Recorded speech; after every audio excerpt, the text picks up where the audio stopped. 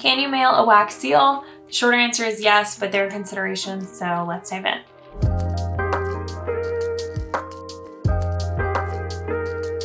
First of all, hi, I'm Laney. I'm a wedding invitation designer and I love to teach people how to design wedding invitations and run successful stationery businesses. While you're here, I hope you'll like, subscribe, and comment to let me know what you thought of this video. Okay, so short answer to can you mail a wax seal is absolutely yes. Most commonly, I feel like we mail them on the inside of envelopes, either on the invitation itself or on like a belly band or a vellum wrap or something like this. You can also put a wax seal on the outside of your envelope if you want to. You'll just want to make sure that you either make the wax seal on the envelope directly or get a very permanent adhesive. If you're getting these like sticker ones, make sure you get a permanent adhesive instead of a resealable one. That's just going to prevent you from getting this torn up in the mail by the machines. It's especially likely if it's on the outside, but if you make the wax seal on the envelope itself, or if you get the permanent adhesive, it's going to be totally fine in the mail. I've done this several thousand times and never heard of any issues.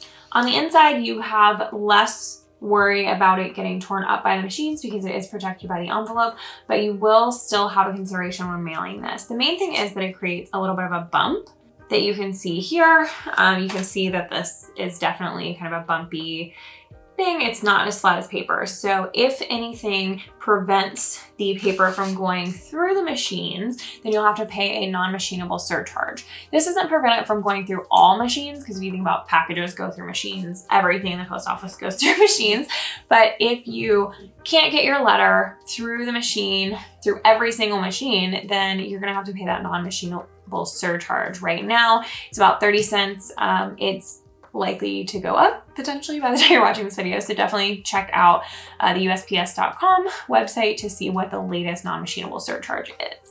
Another thing about wax seals is that you're typically wax sealing like a vellum wrap or a belly band. Something like this has baby's breath in it. So you might, in doing so, with all of those pieces considered, you might go up to the 2nd ounce or even a 3rd ounce, depending on how many cards you have and what weights you're using for your paper. So just make sure you check that 2nd or 3rd ounce payment is not going to cover the non-machinable surcharge that is required just for the wax seal. In case you're thinking about it, if you do a ribbon or something and it has a little bump, if you tie it in a bow or not, then that also will require a non-machinable surcharge. Other things that require non-machinable surcharge is basically anything like a bumping that's not making the envelope perfectly flat so it can go through the machines.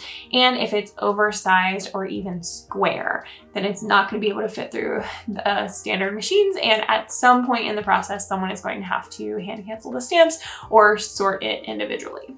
And the last consideration here is that anything non-machinable can take a little bit longer because someone has to physically get in and sort that. So sometimes when they're overstocked, the post office is going to throw those in a bin and they might get stuck for a day or two. I've seen stuff get stuck really a lot longer than that, but in general, you'll want to allow yourself an extra couple days to mail anything that is non-machinable, including, of course, a wax seal.